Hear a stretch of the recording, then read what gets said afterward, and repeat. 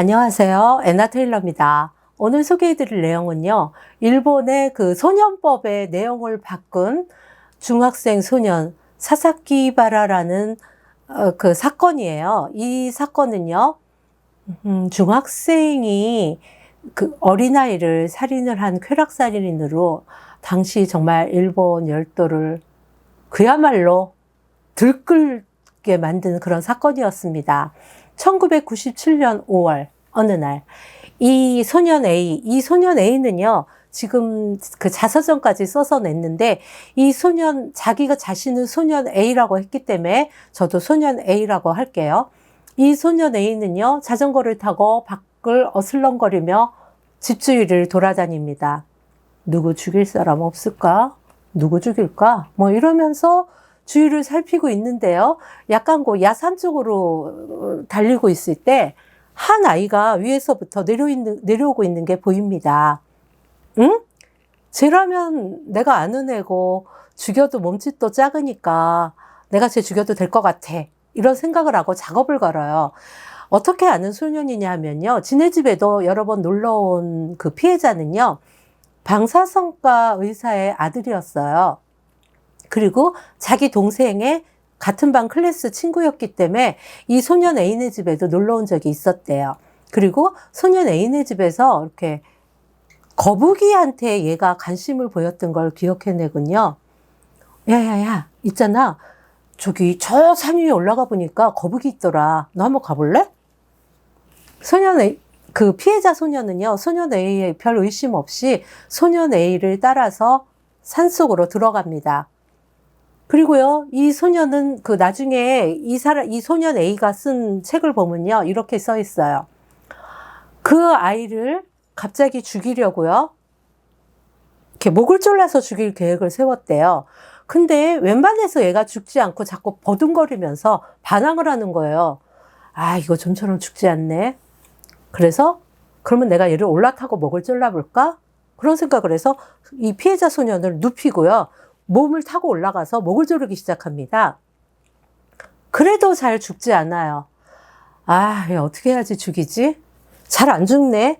계속 반항을 해요. 막 버둥거리기도 하고 비명도 지르고 계속 죽이려고 막 있는 힘을 다해서 목을 누르는데도 죽질 않아요. 사람은 좀처럼 죽지 않는구나. 이렇게 생각한 소년 A는 자기 운동화끈을 풀러서 목을 묶어가지고 졸릅니다. 그리고 점점 피해자의 거동이 적어지고 숨소리가 들리게 되지 않으니까 죽었나 살았나 심장에다 귀를 대보고 만져도 보고 콧김도 쐬보고 그리고 완전히 죽었다는 걸 알게 되죠. 아, 소년을 죽이고 나니까요, 이제 숨겨야 되겠다는 생각을 해요. 숨겨야 되겠다는 생각을 해서 거기 그 케이블 안테나가 크게 그 시설이 있었는데 그 시설 밑에다가 문을 열고 들어가서 시체를 감춰둡니다. 그리고는요, 시내로 내려가서 그 홈센터에서 줄톱을 하나 훔쳐요. 나중에 왜 훔쳤냐고 물어보니까 괜히 샀다가 돈도 없었지만 괜히 이거 샀다가 나중에 추적이 들어오면 내가 위험해지니까 그랬어요 라고 말했다고 합니다. 이 소년은요, 집에 와서 잠이 오지 않아요. 사람을 죽였을 때 그 쾌감이 막 전신을 흥분시키고 있었거든요. 그래서 생각합니다. 그래, 줄톱을 내가 가지고 내일은 가서 얘 목을 잘라야겠다. 이런 생각을 해요. 그리고 다음날 새벽에 일찍 자전거를 타고 시체를 감춰둔 곳으로 가죠. 그리고 그곳에 가서 이 피해자 소년을 꺼낸 다음에 줄톱으로 자릅니다. 약간 표현이 좀 적나라하니까 듣기 거북하시면 살짝 건너뛰게 하세요. 이 목을 줄톱으로 두세 번 자르는데요, 좀 잘 안 잘려요. 이 소년 A는요, 평소에 고양이를 여러 번 죽였는데, 고양이를 죽였을 때는요, 칼 한두 번으로 목이 잘려나가서 재미가 없었다고 합니다. 그런데 잘 잘라지지 않아서 이 줄톱으로 자르니까 어느 순간 툭 하고 뼈가 부러지는 느낌이 들었고요.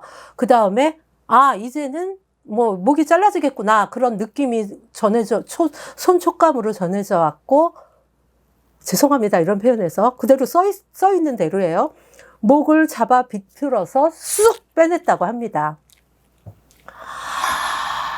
그리고 나선요, 그 검은색 비닐 위에다가 이 소년을 놓고 그렇게 목을 잘라내는 행위를 했는데, 그 잘라낸 목을요, 이 소년의 이 몸 어깨 옆에다가 딱 놓고선요, 감상에 들어갑니다. 그러다 보니까 이상한 기분이 들었대요. 이 이상하고 아름다운 광경은 나의 작품이다. 이 영상은 나의 작품이다. 막 그런 황홀경에 빠져서 그 장면을 이렇게 감상하고 있자니 자긴 서서 아무것도 하지 않았는데 그냥 사정을 하고 말았다고 합니다. 그래서 이 소녀는요, 쾌락삭 살인에 대해서 굉장한 그 흥미와 쾌감을 맛보는 아이가 되어버렸습니다. 그런 다음에요, 얘가 한 짓은요, 검은색 시체를, 몸통은 다시 감춰두고요, 이 머리를 들고 와요. 비닐봉지에, 검은색 비닐봉지에 담아서 집으로 가지고 옵니다. 집으로 가지고 와보니까요, 집은 난리가 났어요. 야, 그 네가 아는 어느 의사 그 아들 있잖아. 행방불명이래. 그 동네가 다 나가서 얘네 엄마 아버지도 그 소년을 찾아 헤매요. 그러는 동안 얘는 그래? 그런 다음에 집에 아무도 없죠. 이 봉지를 집으로 가지고 가서요, 얼굴을 깨끗이 씻어냅니다. 목욕탕에 가지고 가서. 피 한 방울 안 남게 깨끗이 씻어가지고요. 그 일본 천장은요, 약간 이렇게 드러낼 수가 있게 되어 있습니다. 그런 집이 많습니다. 천장에다가 이 얼굴을 감추어 두고요, 검은색 비닐 위에 고여있는 피를 핥아 먹어봐요. 왜냐하면 나는 사람을 죽인 더럽혀진 인간이니까 이 순진무구한 어린 생명의 피를 핥아 먹으면 내가 순수해질 거라는 그런 생각에서 피를 핥아 먹어봤는데 그 맛이 금속 맛이 나더라라고 쓰여 있습니다.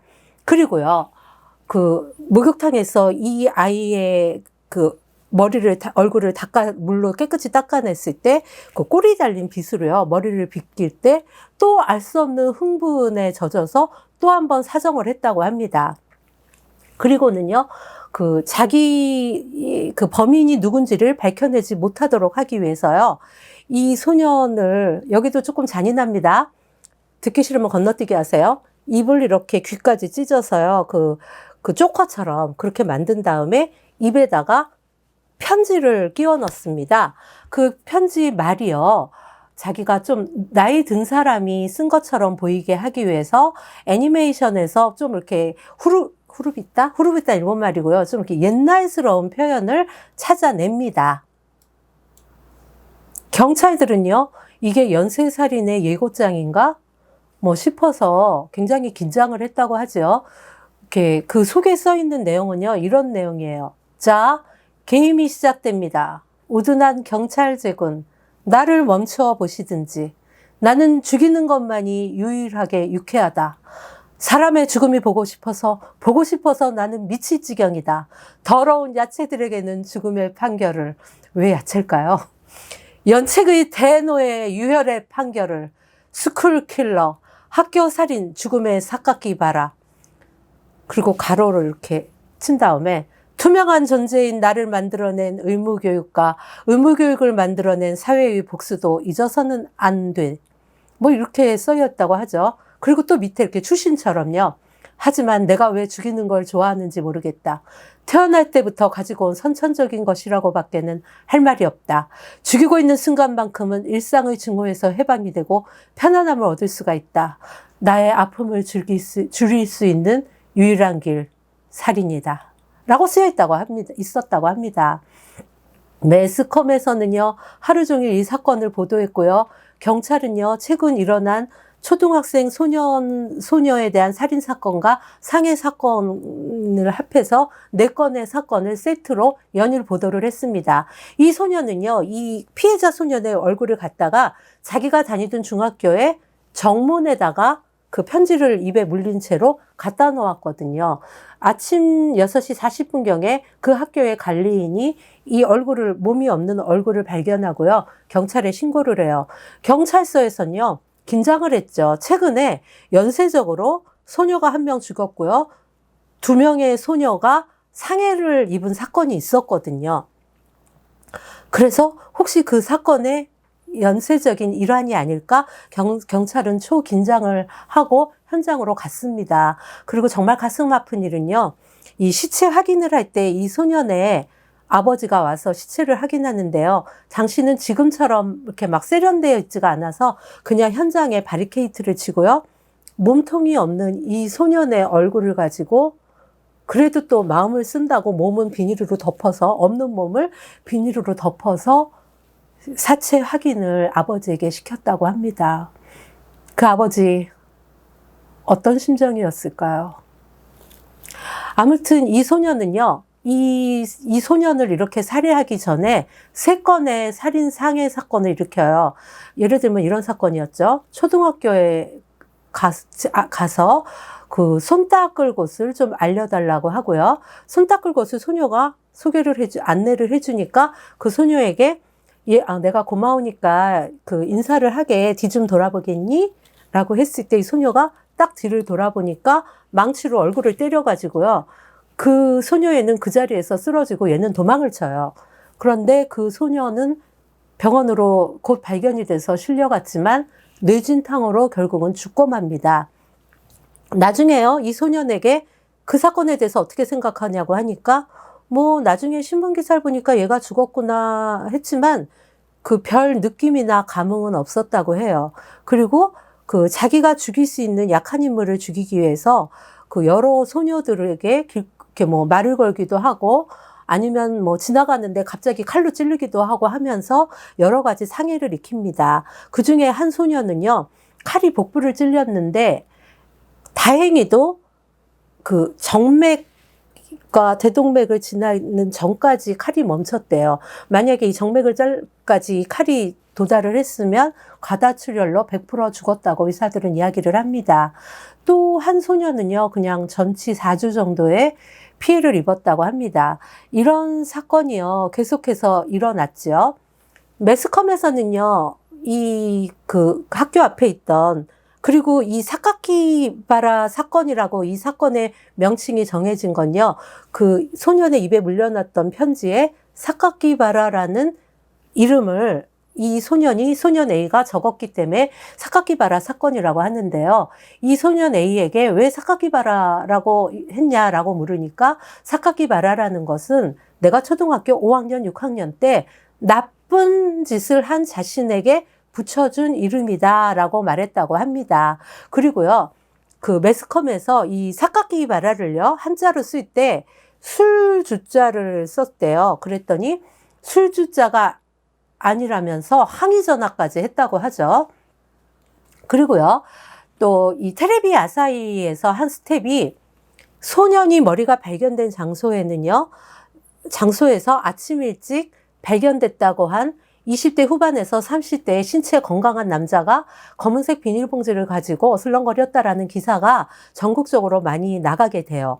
이 테레비 아사히 때문에요. 그래서 사람들은 그 사람이 범인이 아닐까라고 생각하고 있었지만 경찰에서는요, 비교적 빠른 단계에서 이 소년 A를 주목했다고 합니다. 왜냐하면요, 이 소년 A가 고양이를 수도 없이 죽이고 목을 잘라낸 일이 많이 있었다는 것이 주위 사람들에 의한 증언으로 밝혀졌기 때문이에요. 하지만 상대가 중학생이었고 여러 가지로 조심스러웠기 때문에 내부적으로만 알면서 이 사건을 조사하고 있었다고 합니다. 그리고 이 소년이 진범인 것은 곧 밝혀지게 되죠. 이 사건은 곧 해결이 됐고 범인이 잡혔어요. 그런데 이 엄마 아버지가 이 소년을 면회를 갔을 때 이 소년은 면회에 응하지 않고 이 돼지 새끼들아 왜 나를 찾아왔어! 라고 막 욕을 해대면서 엄마 아버지를 쫓아냈다고 해요. 그리고 이 어머니는 울면서 이렇게 말했다고 하죠. 이 괴물을 낳고 키운 것은 저입니다. 얘는 태어나지 말았어야 합니다. 라면서 울면서 인터뷰에 응했다고 해요. 이 사건 때문에요. 이 소년은 소년법 당시에는요, 평범한 중학생이었던 이 소년에게 큰 죄를 물을 수가 없었습니다. 소년법의 적용 대상이요, 16세부터였기 때문이에요. 근데 이 소년의 사건 때문에 전국적으로 여론이 들끓었고, 이로 인해서 소년법 적용 대상이 2000년에요, 14세로 일본은 바뀌게 됩니다. 이 어머니는요, 그 주변 그 매스컴의 요청에 의해서 2019년에 절가라는 제목으로 수기를 써서 내보냈는데요. 이때 그 수기를 보면 정말 우리 아들이 그럴 줄 몰랐다. 내가 그 피해자 소년을 우리가 찾으러 다닐 때 우리 집 천장에 그 소년의 머리가 감추어져 있을 거라고는 생각도 못했다라면서 굉장히 울고 사죄하는 자세를 보였다고 합니다. 당시 피해 액수는요, 보상금은 20억 엔이었고요. 이 돈을 지금도 그 부모들은 갖고 있다고 합니다. 소년 A가요, 피해자 소년의 목을 자르고 시체를 유기해뒀던 그 케이블이 있던 산을요, 주변 사람들은 탱크산이라고 불렀대요. 여기 탱크산 사진도 나오는데요. 그 시설 밑에다가, 지금 사진이 보이는 시설 밑에다가 아이의 피해자 소년의 시체를 감추어 두었다고 하죠. 나중에 그 조서할 때요, 잘라진 아이의 얼굴을 보고 목을 자르는 행위에 대해서 거부감이 없었냐는 경찰의 질문에 베츠니? 베츠니라는 말은요, 별로라는 일본 말이에요. 별로? 뭐 그런 감흥이 없었다는 대답이었겠죠. 내가 죽인 시체이고 이른바 나의 작품이었으니까요 라고 대답했다고 해요. 그리고 이 소년 A는요, 그 피해자, 목이 잘려나간 피해자의 몸을 봤을 때 나중에 정신을 차리고 보니까 좀 기분이 나빴다고 해요. 아직 영혼이, 피해자 소년의 영혼이 몸에 남아있는 것 같아서 기분이 나빴다고 하죠. 그리고 나서 그 흥분은요, 목을 자르고 옆에다가 얼굴을 놨을 때의 흥분만큼 오래 가지는 않았다고 해요. 이 사건이 발각되고요, 소년 A는 치료감호소에 송치된 후에 막 그 시체 속에 자기 피해자들의 그 영혼들이요, 자기 몸에 하루에 한두 번씩 실려서 자기 목을 조른다고 호소를 했다고 합니다. 그때는요, 너무너무 고통스러웠다고 해요. 그리고 이렇게 말했다고 합니다.